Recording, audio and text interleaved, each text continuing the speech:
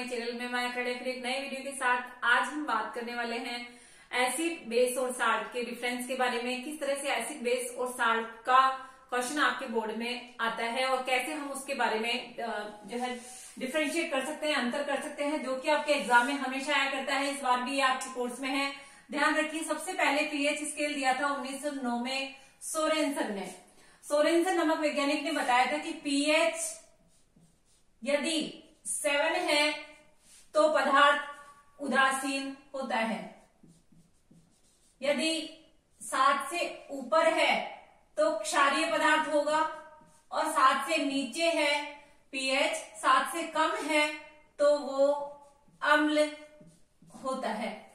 इस आधार पे उन्होंने एसिड, बेस और लवण यानी कि साल्ट, इनका डिफरेंशिएट किया। इनके अंदर क्या प्रॉपर्टीज है, किस तरह से हम इनको और क्लियर कर सकते हैं एसिड, बेस और साल्ट में डिफरेंस। सबसे पहले एसिड क्या होता है, लैटिन भाषा से एसिड लिया गया है शब्द। इस एसिड्स का मतलब होता है खट्टा, यानी जो स्वाद में खट्टे होते हैं उन्हें हम एसिड्स कहते हैं। ये जो वे पदार्थ होते हैं जो जलीय विलयन में H+ आयन देते हैं, ये अपघटित होकर के H+ आयन देंगे। इसका एग्जाम्पल देखिए, जैसे कि HCl। ये HCl जैसे ही जल में मिलेगा ये H+ और Cl- में टूट जाएगा, अपघटित हो जाएगा। इस तरह से ये H+ आयन देता है और ये एसिड होता है। यदि जलीय विलयन में कोई पदार्थ OH- आयन देता है तो वो बेस होता है, यानी कि क्षार होता है, जैसे कि KOH। ये जलीय विलयन में K+ और OH- आयन देता है। अम्ल और क्षार दोनों मिलकर के साल्ट का फॉर्मेशन करते हैं, जैसे कि एग्जांपल HCl, NaOH दोनों मिलकर के NaCl साल्ट बनाते हैं और साथ में जल बनता है। अब आइए, जो एसिड होता है वो किस तरह से और आगे डिफरेंशिएट कर सकते हैं, यानी कि प्रबल अम्ल और दुर्बल अम्लों में हम इनको और आगे बांट सकते हैं, वर्गीकृत कर सकते हैं। प्रबल अम्ल कौन से होते हैं? प्रबल अम्ल वे अम्ल होते हैं जो कि जलीय विलयन में पूर्णतया आयनित हो जाते हैं, यानी पूरी तरह से आयनों में इनका विघटन हो जाता है। तो ये पूर्णतया आयनित होने वाले पदार्थ प्रबल अम्ल होते हैं। इस तरह से यदि जलीय विलयन में पूर्णतया आयनित नहीं होते तो ये होते हैं दुर्बल अम्ल। ये होते हैं दुर्बल अम्ल। इनके एग्जाम्पल देखिए, प्रबल अम्लों में नाम आता है HCl का, हाइड्रोक्लोरिक अम्ल जिसको कहते हैं, H2SO4 जिसको हम सल्फ्यूरिक अम्ल कहते हैं, नाइट्रिक अम्ल जिसको हम HNO3 कहते हैं। इसी तरह से दुर्बल अम्ल में होता है CH3COOH और H2CO3। ये जो है दुर्बल अम्लों में इनकी काउंटिंग होती है। jलीय विलयन में जो OH- आयन देते हैं क्षारीय पदार्थ, इनको भी हम दो भागों में वर्गीकृत करते हैं, प्रबल और दुर्बल क्षार। प्रबल क्षारीय पदार्थ वे होते हैं जो कि पूर्णतया आयनित, जल में घोलने पर पूर्णतया आयनित हो जाते हैं, जैसे कि KOH, NaOH। यदि हम दुर्बल क्षारों की बात करें तो ये पूर्णतया आयनित नहीं होते हैं, जैसे कि NH4OH और MgOH, मैग्नीशियम हाइड्रोक्साइड और अमोनियम हाइड्रोक्साइड।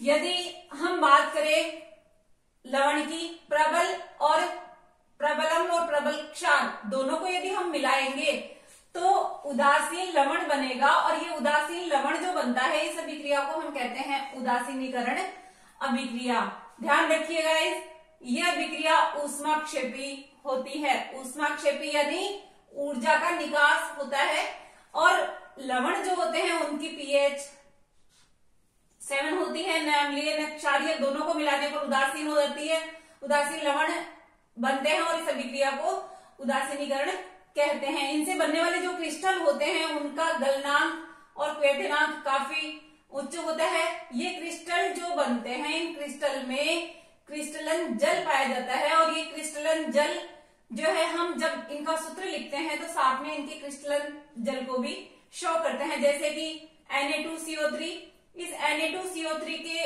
साथ में 10H2O लगा हुआ है और ये 10H2O इसका 10 अणु जल को शो कर रहा है, जो कि इसका क्रिस्टलन जल है। इसी तरह से CaSO4 हाफ जो अर्धहाइड्रेट है, हाफ H2O, ये जिप्सम का सूत्र है, ये भी इसके क्रिस्टलन जल को शो कर रहा है। इस तरह से फिट करेगा सूत्र। एग्जाम में आपके CaSO4 हाफ H2O, ये जिप्सम का सूत्र अलग से पूछ लिया जाता है।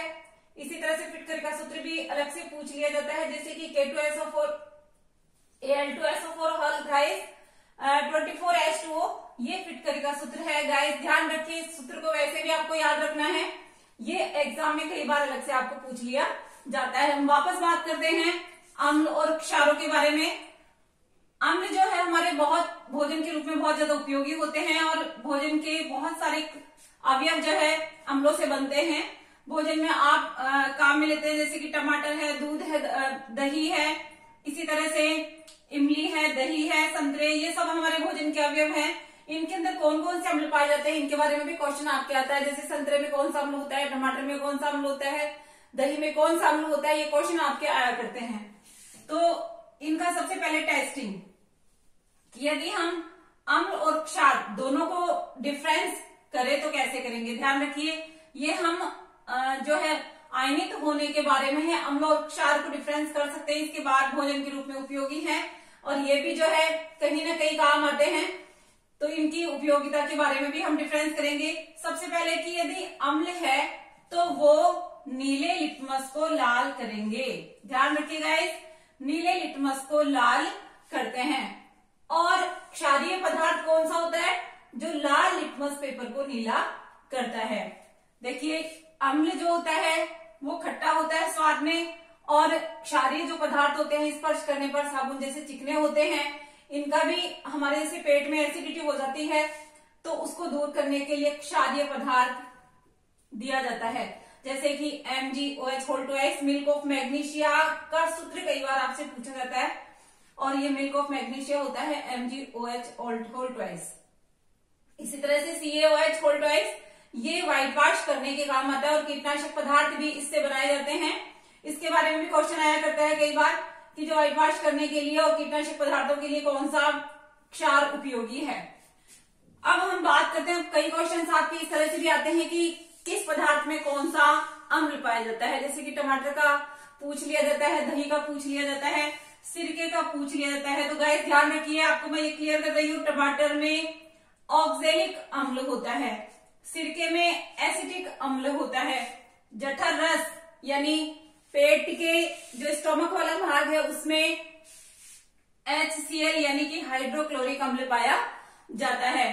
चींटी का डंक, चींटी के डंक में चींटी काट लेती है और चींटी काटने के बाद जलन मचती है, और ये जो जलन वाली कंडीशन है वो क्यों होती है, क्योंकि फार्मिक अम्ल उसमें होता है। इमली में टार्ट्रिक अम्ल पाया जाता है, दही में लैक्टिक अम्ल होता है, संतरे में एस्कॉर्बिक अम्ल पाया जाता है।